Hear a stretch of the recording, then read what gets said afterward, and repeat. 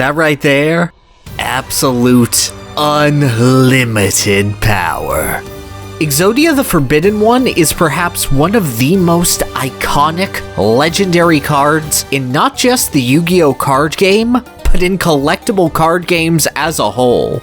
If you have even a passing knowledge of the genre, you probably know that, yeah, if you get all the pieces of Exodia, you just win and no one can stop you. You're the big cool guy. I'm the coolest. And you can rest assured that you can describe any similar effect in any other card game just by invoking his name. He is a beast of infinity itself. Power to be endlessly coveted and to strike fear just by knowing you might be facing him. And for nearly 20 years, he's kinda sucked.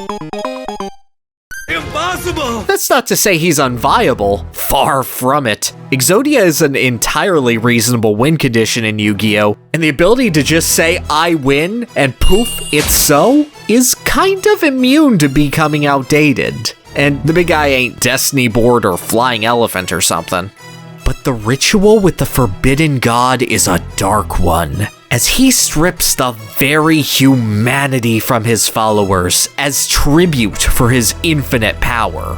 When playing Exodia, you sacrifice the ability to play and enjoy the game normally, just to get that rush of declaring his effect. In lore, in gameplay, and even in real life, Exodia inspires the absolute most unfun, degenerate, and ultimately awful aspects of Yu-Gi-Oh! Duelists, and you just can't tear your eyes away from it. Exodia is quite simply a bastard of a card that brings out the same trait in those who play him. And you can't stop me from talking about him, even though this has nothing to do with video games anymore. I am become God now, and this is Exodia, the god of degeneracy!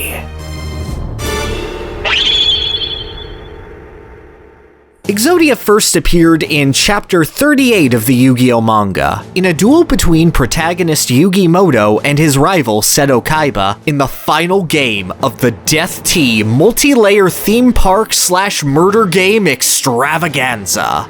After surviving such fun games as laser tag, but one team is hired assassins with lethal lasers, Beeg Tetris, and a chainsaw deathmatch where Joey kills Leatherface with fire, Bring the heat! This final showdown of a children's card game except you die at the end somehow trumps them in tension. Kaiba owns 3 copies of the Blue Eyes White Dragon, the most powerful monster in the game at this point. Beast that Yugi has no way to overpower. At most, he can hold them off for a little while with Swords of Revealing Light, but the inevitable is coming. Yugi is powerless against the might of the Blue Eyes. Until he sees a vision of his grandfather. Grandpa reminds Yugi that every action has meaning as long as you're building towards something, and because of that, things are never truly hopeless. Yugi thinks of all the people who have supported him through his sincere wish to have friends and the bonds he's forged after completing the Millennium Puzzle. And he realizes that if he can hold out for long enough, he can assemble the pieces of the sealed god, Exodia. Something that no one has done, that he doesn't believe he can do alone. But he's not alone. So he goes for it. And at the very last moment, with all of his friends behind him, Yugi pulls it off, annihilating all of Kaiba's dragons in one shot and shatters the boy's mind to pieces, leaving him to assemble his own puzzle and find his own meaning in life, just as Yugi did. While comatose, sure, but it's the thought that counts. Exodia represents the culmination of Yugi's character arc, growing from a timid boy who couldn't believe in himself or felt reliant on others to get anything done, into a confident young man who, with his friends behind him, can solve any puzzle. No matter how strong your cards are, without heart, they're meaningless. When you link your heart to the cards, miracles can happen. But then this storyline was adapted into the first episode of the Yu-Gi-Oh! Anime, and... My grandpa's deck has no pathetic cards, Kaiba. I've assembled all 5 special cards, all 5 pieces of the puzzle. Exodia! Obliterate! While there were still loose bonds of friendship guiding him, Exodia represented something a lot more simple in the anime. Unbridled, unstoppable power. Power that you can have. All you need to do is purchase enough booster packs to get those elusive pieces yourself. Put them in a deck, and then no matter what, you have the looming threat of instant destruction with you at all times. Your opponent may have as fierce a field as possible, but even if you're behind in board presence, you're playing 4D chess while they're playing checkers, and are slowly building up your trump card to blow the game open instantly. Exodia is your proof that you're smarter, better, and more powerful than anyone else could ever believe. Except that's not how it pans out. Ever. To find out why, let's take a look at the basics of the Yu-Gi-Oh! Card game. Bear with me here if you're a scholar of the game listening to a student of the playground meta go over baby's first Yu-Gi-Oh! We'll get there. In Yu-Gi-Oh!, each player has a standard deck of 40 cards. Deck size can go as high as 60, but any sort of deck with Exodia in it is gonna want to draw him as fast as possible, so the less cards to get in the way of that, the better. Each player starts the duel by drawing the top 5 cards of their deck, as well as 1 card at the start of each of their turns. In order to declare victory with Exodia, a player must have 5 specific cards in their hand and ensure that no other effects are resolving, at which point they can just say they win, which cannot be reacted to or negated in any means. And finally, only 1 copy of each of Exodia's pieces can be in a player's deck at a time. This does mean that there is a 1 in 658,008 chance that a player can draw Exodia on turn 0 and their opponent just loses without ever getting to play the game. But those aren't odds you bet on beating Nolan at the lunch tables with, much less bank on to win a tournament. You're probably only going to get a piece or 2 in your opening hand, and therein lies a problem. The more pieces of Exodia a player has in their hand, the greater a liability it is to draw more Exodia pieces, unless it's the 5th one. You can't use Exodia until you complete the puzzle, making every piece a dead card in your hand that you have no desire to use and would do anything to protect. You're essentially playing with 1 less card than your opponent per piece. And that free card they have could be anything. From a monster that could beat over your defenses, to a spell that could disrupt the building of Exodia, to the initiator of their own multi-card combo. And that advantage only increases with every single Exodia piece picked up instead of something actually useful for the immediate situation. Trying to play Exodia like Yugi, looking for that 5th card to complete your flush and overwhelm your opponent's advantage, isn't viable on any level, casual or competitive. You can't just have a deck with Exodia, you need an Exodia deck. One built around using every last one of its resources to either bring the Forbidden One out or stall your opponent to buy more time and draw more cards. But therein lies the inherent issue of Exodia decks. They completely change the way you play the game. Yu-Gi-Oh! Is inherently a game where you interact with your opponent. They're called duels for a reason. Smashing through their defenses and tearing away at their life points bit by bit until there's nothing left. Even in the modern era, where one-turn kills and insane combo plays are the name of the game, there are hand traps and interrupters galore, duelists playing mind games to try and figure out what their opponent might have, when to use up their own resources, and what part of their opponent's combo would hurt the most to screw up. Even at its most non-interactive, Yu-Gi-Oh! Is still a game of chicken. Except for Exodia, who is focused entirely on interacting with your opponent as little as possible. The scary yellow man is your only win condition after all. You're gonna draw through your deck as fast as possible no matter what. Because if you're playing Exodia, that's the only thing that your deck should be designed to do. Aside from maybe running a final countdown engine if you're feeling extra spicy and stall happy. You can't even really use your side deck to pivot into another strategy either. Exodia takes up way too many resources to take out the beating heart of its deck and replace it with another. And when your opponent sees that all you're doing is drawing cards, they're gonna figure out pretty quickly, oh, they're going for Exodia. Say goodbye to Exodia! And if they have an answer to interrupt Exodia right then, I mean, the duel's basically over. Theoretically, an Exodia player could survive another turn or stall out their opponent long enough to recover whatever resources they lost. But considering how far a single common card like Droll and Lockbird sets an Exodia deck back, and that Droll and Lock is just one of dozens of meta-relevant cards that could screw up Exodia's day, the entire duel is probably going to come down to a check of, okay, right now, is my opponent helpless to stop me from drawing through my entire deck? And if yes, great! You officially won a game of solitaire and embarrassed your opponent in one go. But it's not really fun at all for your opponent to watch you play with yourself, and ultimately not consistent enough to always be fun for the Exodia player. So why do it? Because it's fun to piss people off. If you only knew what was in my hand waiting, you'd forfeit now. How will you stop the unstoppable Exodia? In Chapter 92 of Yu-Gi-Oh! Duelist, or Episode 55 of the anime if you prefer, a character known only as Rare Hunter appears. He ambushes Yugi's best friend, Joey Wheeler, in an alleyway, forcing him to duel with the intent of taking Joey's rarest card should he lose.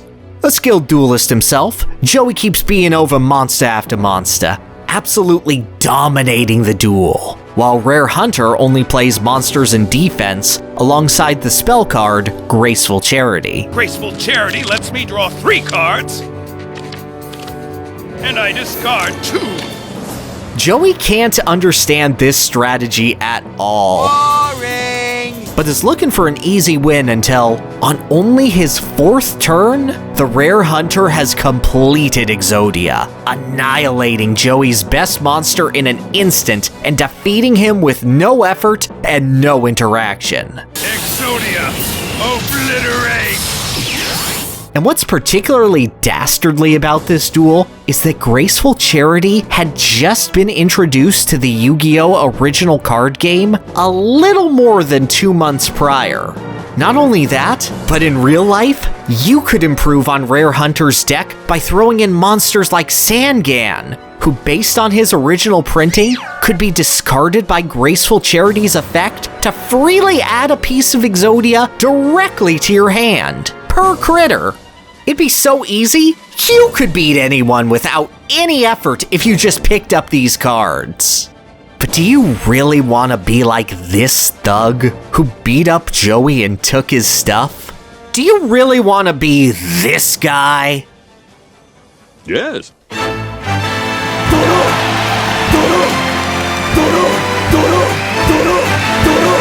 This just isn't your day! There's joy in knowing that you're ruining someone's day, that they know what's coming and can't stop it, that they had this strategy that they don't even get to try out because you automatically won, that you took away their ability to play the game. Exodia is perhaps the purest example of power without remorse or dignity. You're giving up everything that normally makes Yu-Gi-Oh! Fun in order to play Exodia. And all you get in return is seeing your opponent feel absolutely helpless before your might. Exodia started his life as the ultimate comeback factor, the river card in poker reversing a near guaranteed defeat, a puzzle for only the brave to solve. But in order to truly grasp his power, you have to sacrifice everything for Exodia's might to not be a miracle, but an inevitability. And slowly, this rage-inducing perception of Exodia would morph what the card represented. Yugi defeats the same rare hunter just like everyone else playing against an Exodia deck would, figuring out that all this stalling and drawing probably means Exodia's coming. How does he know? Messing up one of the pieces to force the Exodia player to make a stupid move, and then destroying the ability for the Sphinxinator to come out entirely. Found a way to stop the unstoppable Exodia! And then Yugi figures out he's a cheater and calls him a disgrace, and he dies, I think?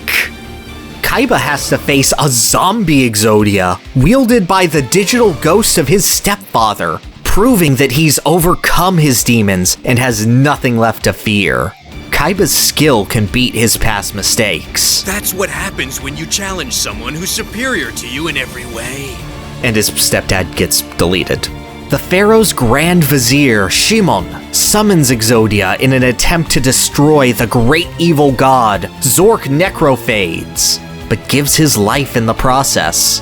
Exodia only has Shimon's soul to power him after all, and one man is not a great enough sacrifice for Exodia's true power. Pharaoh, I failed you. Adrian Gecko sacrifices the life of the woman he loves to Exodia in exchange for the monster's servitude, and then loses 4 episodes later to Yubel, whose hatred and suffering were just that much stronger. Are you proud of the fact that you were finally able to embrace your selfish desires for power? Did it feel good using your friend as a means to an end? Show me the darkness in your heart. In all of his appearances past his debut, Exodia remains something to fear. There is always the chance that he can obliterate everything in an instant. But sacrifice is built into everything Exodia has become. He brings out the absolute worst in those who call upon him. All the power they desire at the cost of everything else they value.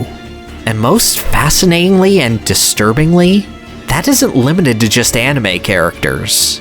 The arms of the Forbidden One reach into our world as well. But before we get to that, this next bit I learned through watching a video by Lost Worlds on the history of Japanese card games, specifically the evolution of Yu-Gi-Oh! Through its first year of competitive play. It is an incredibly informative and very cozy watch, and if you want a more detailed breakdown of the early days of the game, I highly recommend giving their vids a watch. On May 27th, 1999, Volume 3 of the Yu-Gi-Oh! Official card game was released in Japan. This introduced monsters like Man-Eater Bug and Hain to remove powerful monsters from the field with a single flip, as well as the infamous and ever-mysterious Pot of Greed. But beyond those was a single ultra-rare card, an incredibly weak monster with the prestige of a god, the left leg of the Forbidden One. And while casual players may have been a bit confused, those who read the manga knew there was blood in the water. July 13th, a guide for the video game Yu-Gi-Oh! Duel Monsters 2 Dark Duel Stories was released, packaged with a single card, the right arm of the Forbidden One. July 22nd, Volume 4 contained the right leg. August 10th, another guide to Dark Duel Stories contained the left arm. The puzzle was being completed by dozens of children and enthusiasts across Japan. He was coming. And the final piece that would break the seal would be an event as monumental as it was terrifying. The Tokyo Dome is one of Japan's most prestigious arenas, the centerpiece of a massive entertainment complex, including an onsen, an amusement park, and the largest horse betting center in Tokyo. The stadium, with a capacity of around 50,000, has hosted some of the most decorated performers of the 20th and 21st centuries. Janet Jackson, Michael Jackson, Wrestle Kingdom, Madonna, Mike Tyson's most famous loss, Britney Spears, Celine Dion, all at the height of their popularity, all have sold the stadium out. And on August 26th, 1999, it would be conquered again by Yu-Gi-Oh! Konami, makers of the Yu-Gi-Oh! Video and official card games, held a duel tournament at the Dome, one for the Dark Duel Stories video game, and debuting the first official championship for the physical card game. Duelists from all over Japan could gather to collect star chips, just like their favorite manga heroes, and decide who would be the inaugural King of Games. But the event needed a headliner, and Konami had just the man for the job. A premium pack would be released exclusively at the championship, and Konami promised that if you missed your chance, you would never be able to pick up these cards again. This would be the only chance in a lifetime for thousands of fans to finally complete their collection with the pack's ultimate card. All right, it's the time wizard! Also, Exodia the Forbidden One. He's okay. The capacity 50,000 person crowd mobbed the single booth Konami had open to sell the pack. To try to restore order, sales of the pack would be delayed for 2 hours, but nothing could stop the mob of parents, collectors, and children from finally obtaining Exodia. And the floodgates burst once the packs started flying into consumers' hands. Konami had vastly underestimated the beast they had unleashed, and in an emergency effort, stopped selling the packs altogether and shut the booth down. Outraged, the crowd began loudly protesting Konami, the entire Tokyo Dome in arms, interrupting the tournament and demanding the Forbidden One be released. The scene inside was an absolute nightmare. One that didn't account for the 10,000 people waiting outside of the Tokyo Dome, overcapacity for the venue, and just as hungry for the legendary card.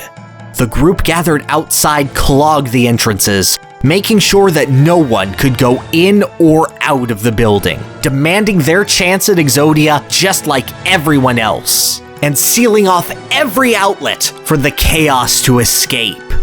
The entire event was cancelled, riot police were dispatched to suppress the angry mob, dozens were injured, and 2 unlucky people were hospitalized over a trading card. And of course, it was Exodia, the one card that commands your attention above all others, that would bring out the absolute worst in people. In the face of his might, so many never even got to play the game. Of course, Exodia would be released in later booster packs. Yu-Gi-Oh! Players would continue to do really crappy things in the name of getting trading cards, and Konami would continue to be Konami.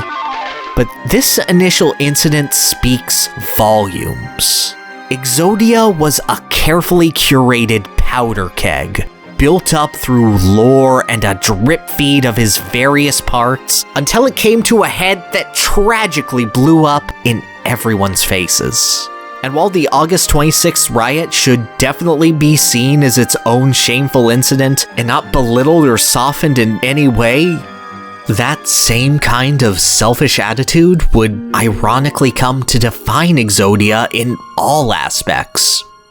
Exodia decks try interacting with opponents less and create a miserable game state.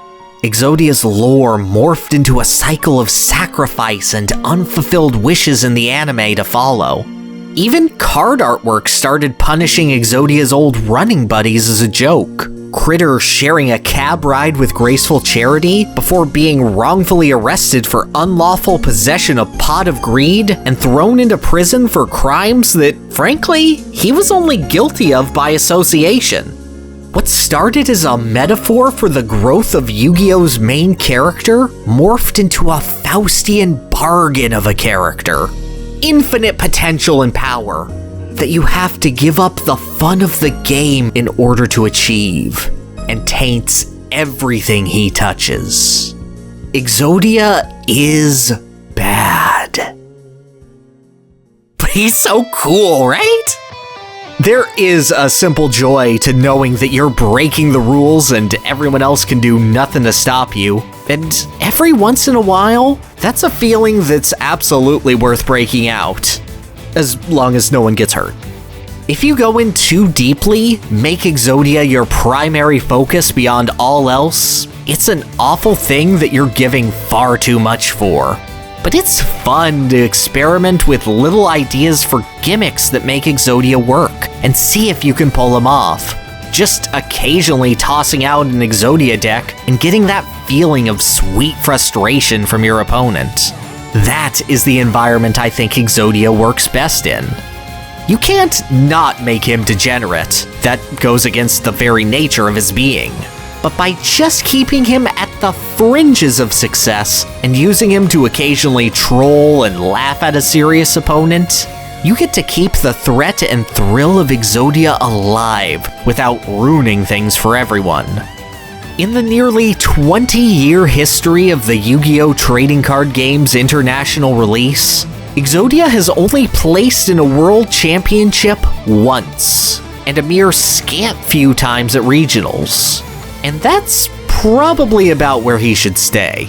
I'm glad that the big guy continues to get legacy support in the modern era, keeping him just on the fringe of consciousness for someone to try and pick him up again, because getting in that one gotcha moment on an unsuspecting opponent can just be so much fun. So long as you avoid his full contract, a taste of infinite power can be absolutely liberating.